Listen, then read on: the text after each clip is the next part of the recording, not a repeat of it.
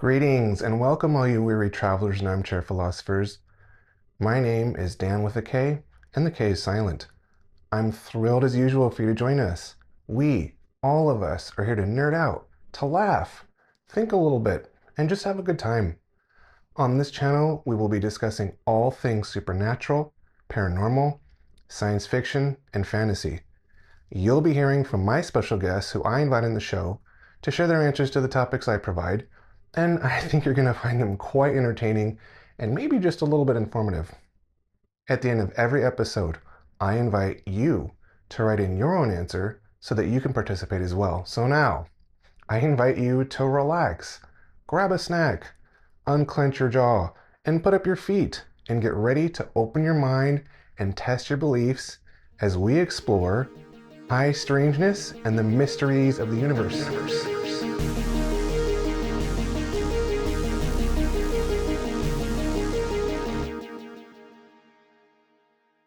Ghosts. Do we believe in them? Do they believe in us? Do you believe in life after love? We're real, but are they? What are they? Who are they? What could they possibly want? Are they lost, lonely, scared? Are you? I hope not. We're all friends here. You're in good company. Why do some people have spooky encounters and the rest of us have to live mundane lives, only getting spooked by the occasional spider on our shoulder? Or, I don't know, sound of a glass crashing in the kitchen in the dead of night, only to find out it's the cat being a dummy at 3 in the morning going ape, because that's what cats do. I don't know. But that's where we're at right now. Why are some ghosts helpful and others angry? Why do some ghosts appear ghostly and others appear to be solid? Why ask why? Try Bud Dry. That was a deep cut. Listen, we have so much to cover. Let's get into it.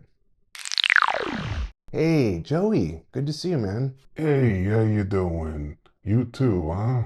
When you were here last, we were talking about vampires and werewolves, and I think before that, UFOs. Well, today I have another really cool topic, hot topic, ghosts.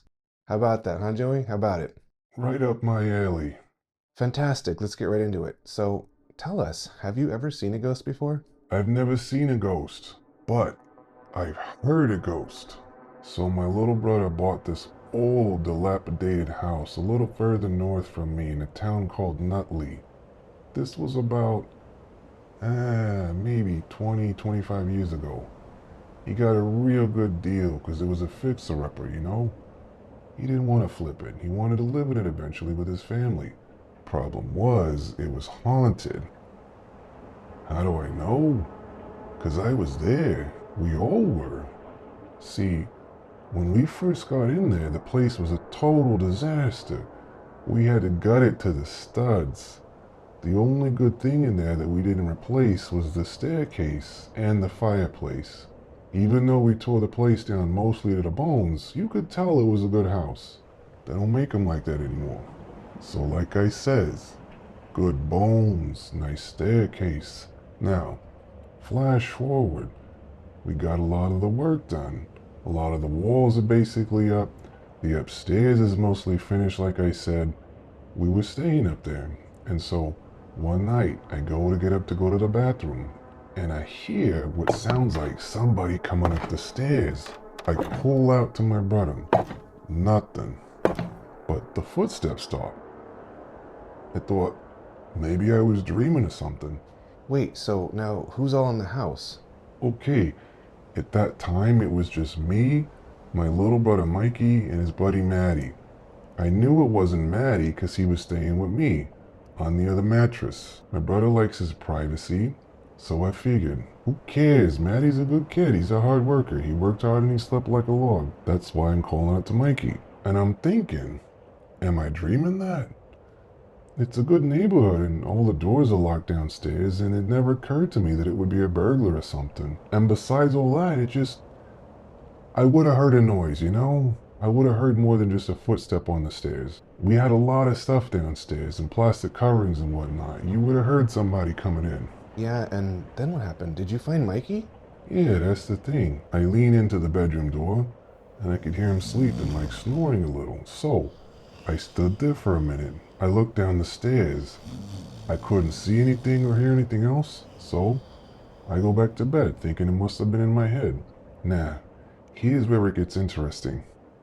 I just got to laying down and I hear the footsteps again, only for some reason they sound louder, like a man with boots on.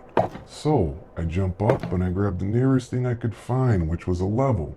You know, one of those looks like, it's the length of a baseball bat. I look over real quick and Maddie's still fast asleep. So I peek around the door to where the landing is and I hear it again. Oh, shit. Yeah, right. The steps are going down this time. I mean, I'm awake now. It's unmistakable. You know what a man walking on wooden stairs sounds like. You know when your adrenaline starts going and you focus on the thing in front of you. Yeah. Fight or flight or freeze, even, right? Yeah, well, I was younger then, in my prime. I was in good shape and I wasn't afraid of nobody. I had to make a plan, with the speed of thought. You just imagine in your head what you're gonna do and then just I knew Mikey was asleep in the other room, so at this point I'm thinking it's gotta be a burglar. And he's about to get the beating of his life. I got the level in my hands like a baseball bat, and I opened the door, and I charged down the stairs all the while screaming, "I'm gonna get you, mother..." I get to the bottom of the stairs, and I'm all pumped up, but there's nobody there. I go around to check the other rooms. Nothing. The windows are shut. The doors are all locked. What's going on? I'm thinking. And you're sure everything was secure, right? Did anyone else wake up? Danny. Excuse me, Dan. I'm telling you, brother, there was nobody there. And no, even with me yelling, nobody came out of the bedrooms or nothing. They were out. So now I don't know what to do. I'm going back on the thought and maybe it's all a dream. It's late, the lights are off. I'm tired. I'm still trying to think. I don't know what to do, so I grab a work stool from the kitchen and set it up by the front door, facing the staircase. I'm racking my brain. How could this be real? Am I going crazy? There's no way somebody else was in there besides me and my brother and Maddie. Nobody came in or out. And it wasn't no animal. It was a man, in boots, going up and down the stairs. So what did you do? I mean, did you wake up your brother? I was so tired at that point. You know when your adrenaline wears off, your body starts to get all shaky? Not the shakes from before, but like now the fatigue is setting in. I end up falling asleep with my head against the door and the level in my hand. Is that the end of your story? Nope. I saved the best for last. Like I says, I fall asleep right then and there, And before I know it, clear as a bell, I hear a man walking up the stairs like heavy boots. This time it's going up the stairs? Without thinking or hesitation, I pick up my level and I charge up the stairs screaming, "I got you, you mother... You're dead." I get all the way up the stairs and turn towards my brother's room. I slam the door open. He wakes up all confused. He's totally out of it. I run over to my room and there's Maddie still sleeping away. I go to the bathroom. I flip on the lights. There's nobody there. He talked it out with his family and decided to rent the place out. And you know what? You guessed it, my friend. He's had complaints from almost every family that's lived in there since. The place is paid off. He might even sell it, but his wife kept bugging him about fixing the stairs, and finally, because of all the complaints, she looked into it. The house, I mean. We're all sitting down at dinner one night, and she tells us that the previous owner had lived there his entire life. The man lived to be 90 or something. Get this, my brother found an old headstone buried in the back under a lot of dirt and overgrown grass. The son buried his dad in the backyard. Wow. Hello again, Max. How are you? I'm very well, thank you. Last time we spoke, we were talking about vampires and werewolves and UFOs before that. You always have a good story for us. Yes, of course I remember, and thank you, Dan. These are all very interesting topics for me to share with you, and I think the more people can talk about these things, maybe the more we'll find that we have in common. Well spoken, sir. Well put. Okay, so I got a good one for you today, Max. Have you ever seen a ghost? Oh boy, yes, and the ghost I'm going to tell you about is one who many people have seen. Oh, I'm curious. Tell us more. I love to travel, and as you know, I'm very involved with the art world. So a while back, not too long ago, I was in Vienna for a little bit of business and pleasure. I mean, you can't just visit Vienna and not take some time to soak in the city.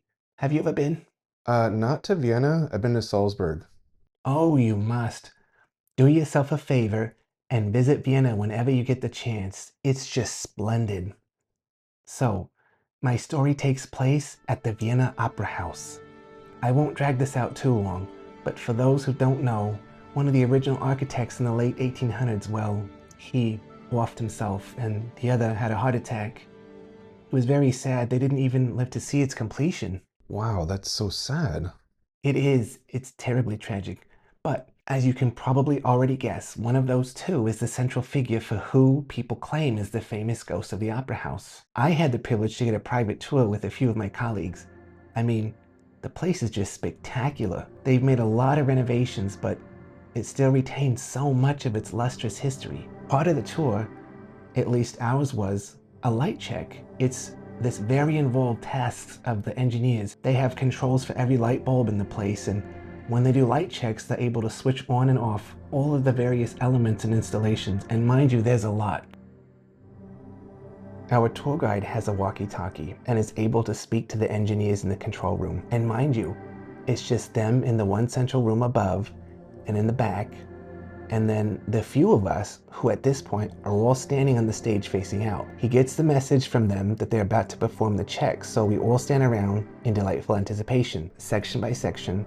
Some string lights, they come on or off. Clusters of them go on for 5 or so seconds, then off and on. And they do it twice for each section because they need to check if any of them are out. On one of the checks, the lights go out on some of the box seats to our left. And what do you know? There he is.